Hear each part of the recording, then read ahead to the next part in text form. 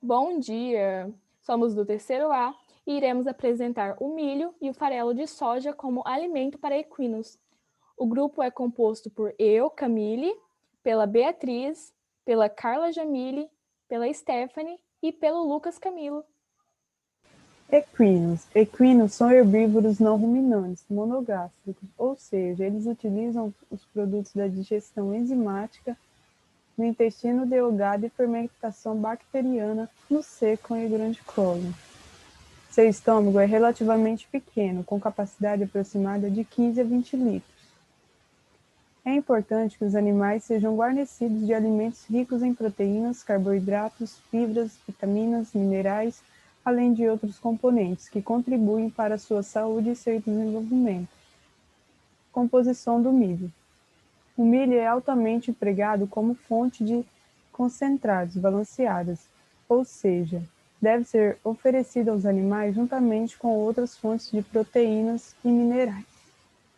Possui 87,70% de matéria seca, uma proteína bruta de 8,50%, extrato hétero de 3,70%, fibra bruta de 2,30%, cinzas de 1,50%, cálcio 0,04%, fósforo 0,26%, lisina 2,83% e metionina de 2,47%.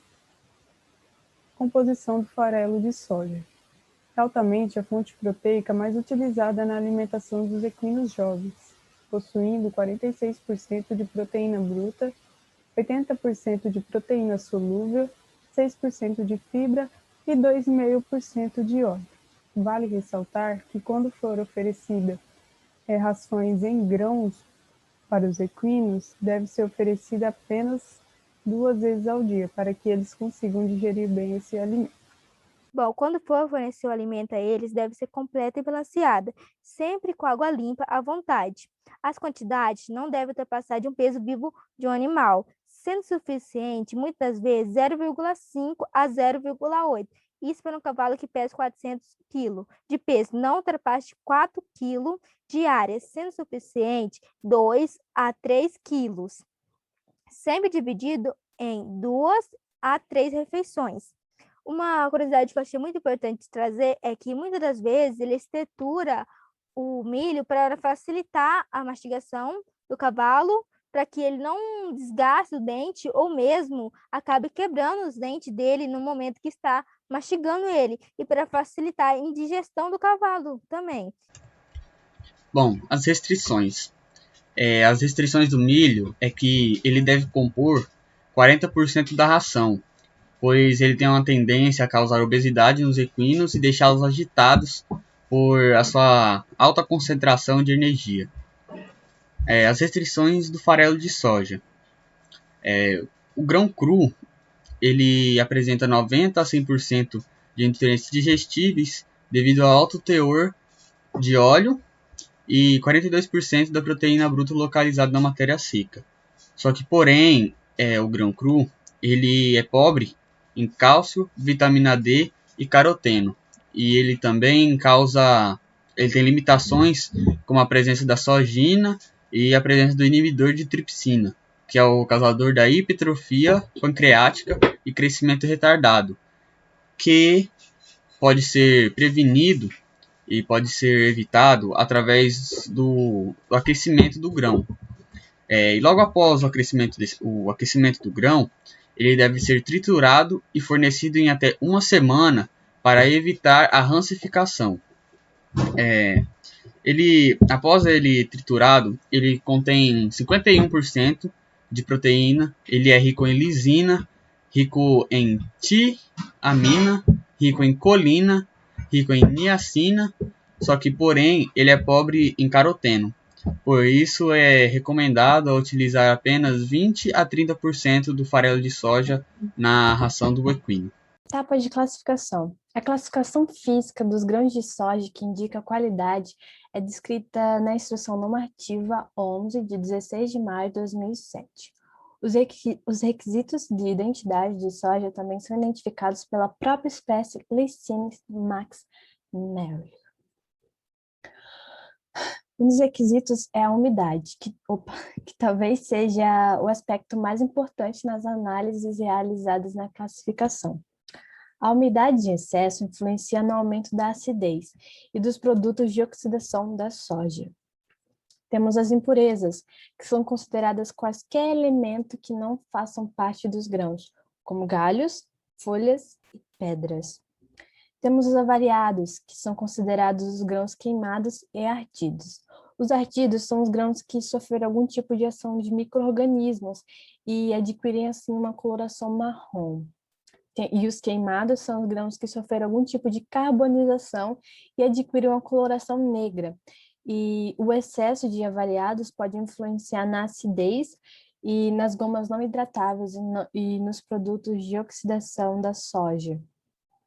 Temos os esverdeados, que são considerados os grãos que foram colhidos antes de seu tempo total de maturação e por isso são verdes.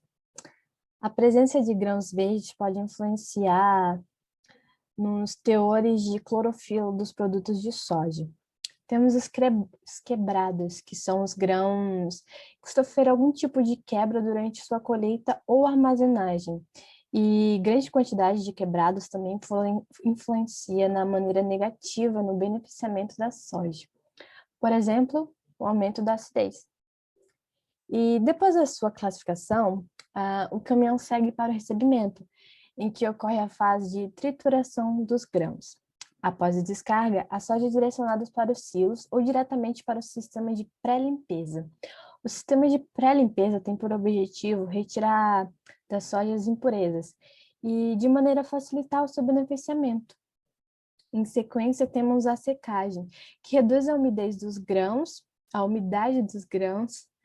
e que são recebidos e que devem ser secados para que não fermentem. Depois temos o setor de moagem, que é responsável pela produção de farelo e óleo de soja. A moagem pode ser dividida em duas partes que dependem uma da outra para funcionar, que é a preparação e a extração.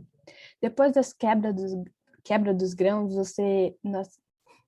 depois das quebras dos grãos, que é um nome autoexplicativo, temos o condicionamento, que é basicamente onde os grãos serão aquecidos e terá a separação das cascas e levados para a laminação. O condicionamento influencia diretamente na laminação. E a laminação, ela consiste em passar os pedaços de soja por 2 rolos grandes, lisos, pressionados um contra o outro, por onde os grãos quebrados possam ser amassados. E depois que é feita a extração do óleo, leva-se o farelo para o secador, onde será responsável para que não ultrapasse 1% de óleo na sua composição. E após o secador, o produto passa por poletizadores, que irão compactar a matéria em pequenos cilindros e o processo de extrução para que assim suba a sua densidade. Agora a etapa de classificação do milho, que a classificação física do milho baseia-se de acordo com a Instrução Normativa número 11, de 22 de dezembro de 2001.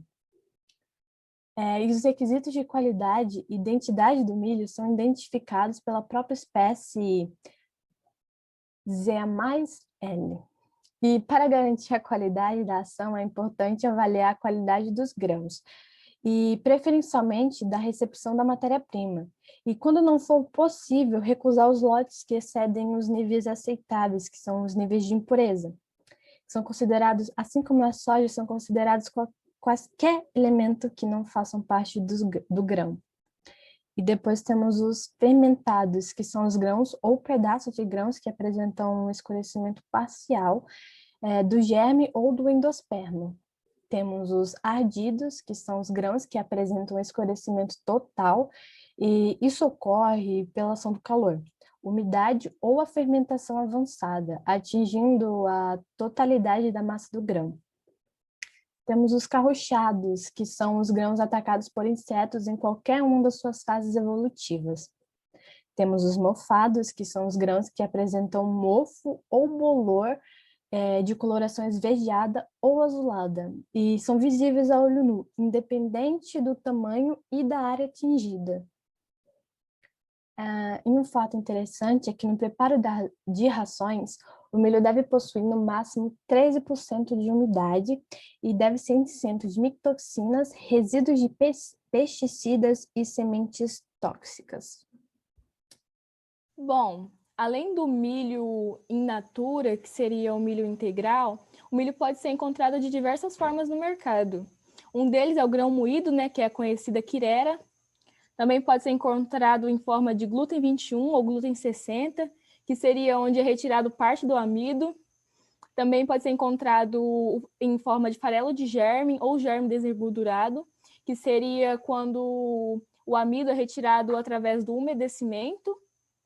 E também pode ser encontrado em forma de integral intrussado, que seria quando ele é submetido a altas temperaturas e pressão, e o milho fica com esse formato, com essa textura de flocos.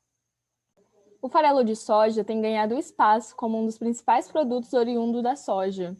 Ele vem correspondendo cerca de 24,8% das exportações brasileiras de soja.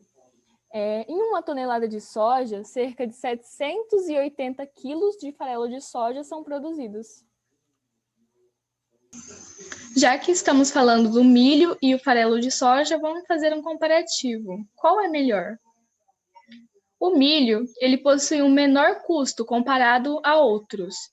No entanto, ele não fornece todos os nutrientes, sendo necessário uma suplementação, por exemplo, um volumoso, sais minerais, para atender a necessidade nutricional do cavalo.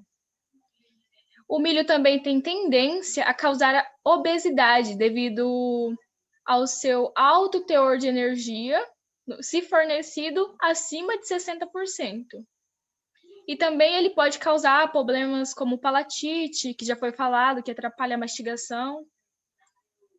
O farelo de soja, ele possui o melhor custo-benefício, tendo em vista que ele é a principal fonte de proteína e também a mais utilizada. E aí fica a critério, qual é melhor? Obrigada pela atenção de todos e eu espero que esse trabalho seja de grande contribuição para o seu conhecimento.